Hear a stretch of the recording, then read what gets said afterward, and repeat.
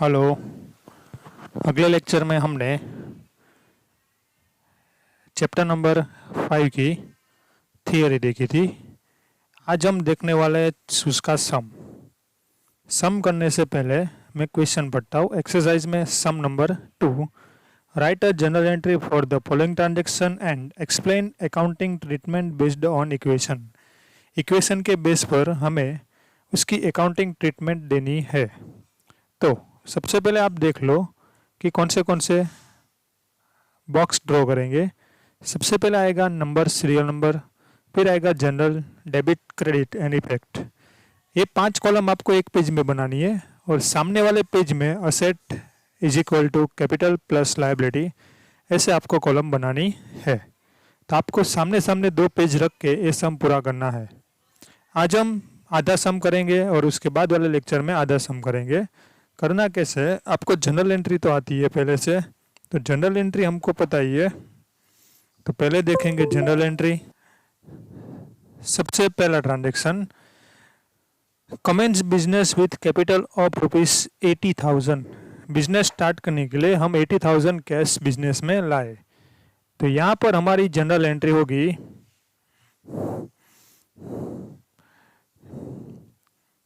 1 number, cash आया तो entry होगी cash account debit to capital account. कितने रुपीस लाए? 80,000 और 80,000। अब आपको इफेक्ट कैसे देनी है वो।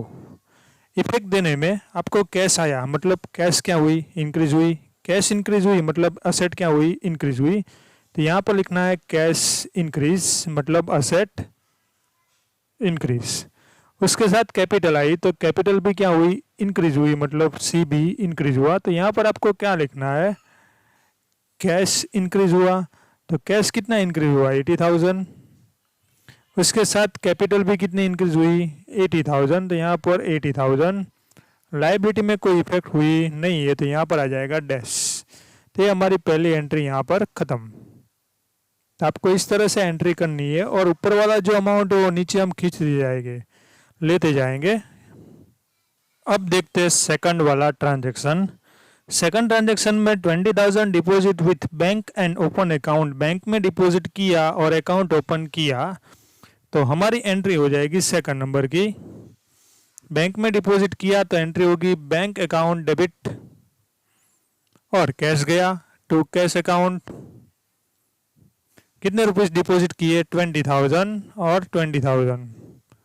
अब बैंक में डिपॉजिट किया मतलब बैंक बैलेंस क्या हुआ? इंक्रीज हुआ मतलब ए इंक्रीज।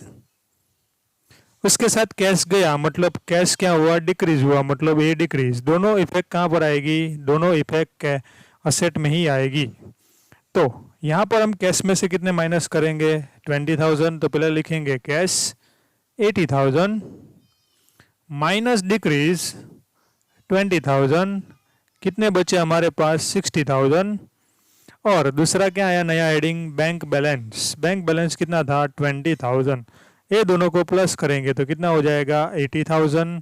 और कैपिटल ऐसे ही रहेगा, कैपिटल इज इक्वल टू 80,000, उसमें कोई इफेक्ट नहीं हुई है और यहाँ पर डैश और यहाँ पर भी 80,000। अब मैंने आपको बोला था कैपिटल और लायबिलिटी का प्लस क्या होना चाहिए? असेट होना चाहिए। देखो हो गया 80,000 प्लस 0 इज इक्वल टू 80,000। तो इसी तरह से आपको क्या करनी है? एंट्री करनी है। अब देखते हैं transaction number 3। Goods of ₹40,000 purchase from Himani on credit. Himani के पास से परचेस किया। परचेस करते हो तो परचेस ऑलवेज क्या होता है? डेबिट होता है। तो third entry purchase account debit. किसके पास से परचेस किया? हिमानी। तो हिमानी अकाउंट। अब परचेस किया, कितने रुपीस का परचेस किया? 40,000। तो यहाँ पर आ जाएगा 40,000 और 40,000। अब परचेस करते हो तो हमारे पास गुड्स आया मतलब गुड्स क्या हुआ? इंक्रीज हुआ मतलब ए इंक्रीज। और हमने पैसे पे किए नहीं है तो फ्यूचर में करने वाले थे, हमारी क्या हो गई? लायबिलिटी। तो लायबिलिटी मतलब एल इंक्रीज। सबसे पहले यहाँ पर लिखेंगे, देखो कैश में कोई इफेक्ट नहीं हुई है तो कैश डायरेक्ट यहाँ पर 60,000। बैंक बैलेंस में भी कोई इफेक्ट नहीं हुई है तो बैंक बैलेंस 20,000 और नया हेडिंग आएगा गुड्स। जो ऊपर अमाउंट है वो खींचते जाना है। गुड्स है 40,000, टोटल हो जाएगा 60 + 20 + 1,20,000 टोटल। कैपिटल में कोई इफेक्ट नहीं हुए तो कैपिटल ऐसे ही रहेगा, कैपिटल 80,000। और लायबिलिटी इंक्रीज हुई, लायबिलिटी का नाम क्या है, हिमानी, कितने रुपीस 40,000। और यहाँ पर टोटल आ जाएगा 80,000, यहाँ पर आ जाएगा 40,000। अब देखो 40,000 + 80,000 करोगे तो यहाँ पर कितना हो जाएगा 1,20,000। तो इसी तरह से आपको एंट्री करते जाना है। अब देखते हैं एंट्री नंबर 4। एंट्री नंबर 4 में आपको दिया है goods of ₹30,000 purchase on cash. यहाँ पर था परचेस ऑन हिमानी, अब यहाँ पर परचेस ऑन कैश, तो एंट्री होगी purchase account debit to cash account. कितने रुपीस का परचेस किया 30,000, तो यहाँ पर लिखेंगे 30,000 और यहाँ पर भी आ जाएगा 30,000। गुड्स परचेस किया मतलब गुड्स क्या हुआ इंक्रीज, मतलब ए इंक्रीज। उसके सामने कैश गए मतलब कैश मतलब ए डिक्रीज। दोनों इफेक्ट असेट में ही आएगी। तो पहले कैश में कितना डिक्रीज हुआ 60,000 था, माइनस डिक्रीज 30,000, तो कितना हो गया 30,000 हो गया। अब देखना है ऊपर बैंक बैलेंस में कोई इफेक्ट हुई नहीं है तो बैंक बैलेंस 20,000। गुड्स इंक्रीज हुआ, कितना इंक्रीज हुआ, गुड्स था पहले 40,000, अब हो गया 70,000 प्लस इंक्रीज 30,000, मतलब टोटल कितना हो गया 70,000।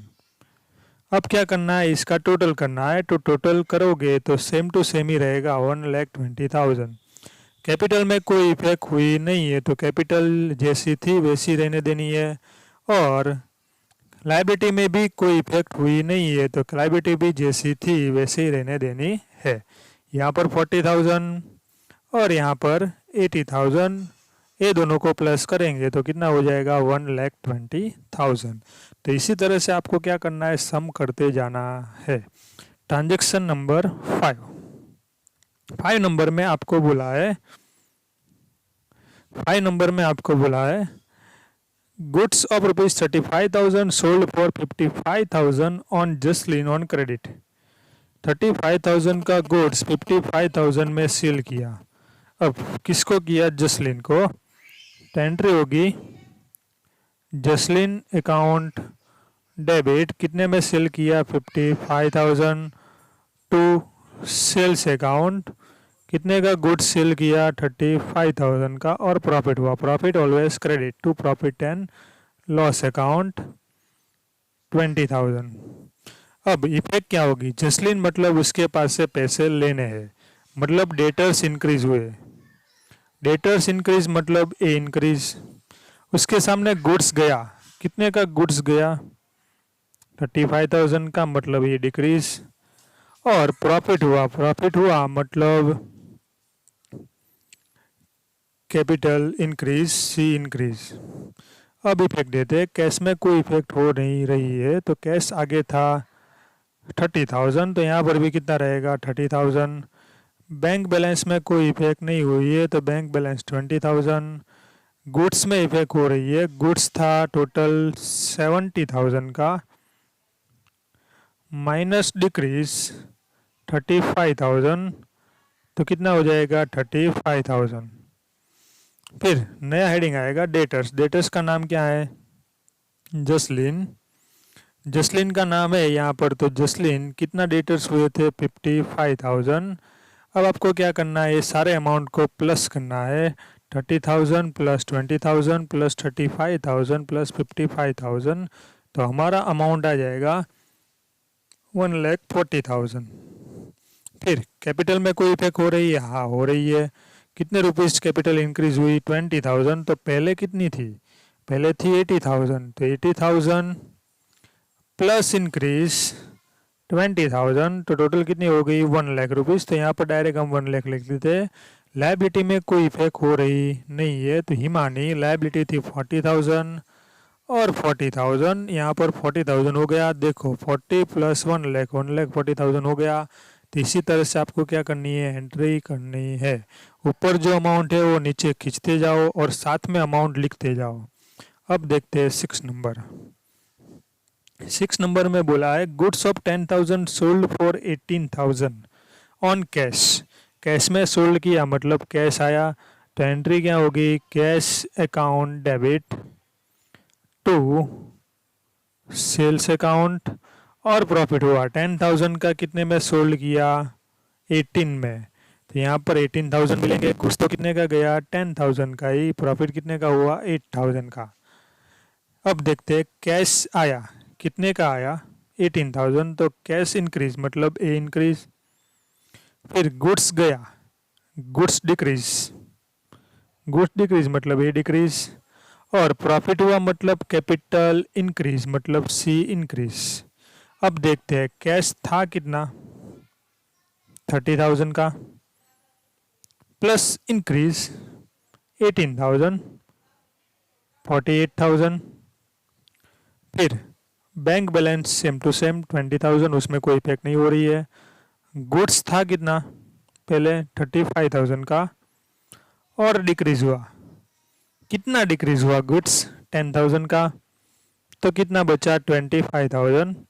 फिर जसलीन तो ऐसे ही था, तो जसलीन तो ऐसे ही रहेगा, कितने का, जसलीन 55,000। अब टोटल कर देते हैं, 48,000 प्लस 20,000 प्लस 25,000 प्लस 55,000, तो कितना हो जाएगा, 1,48,000।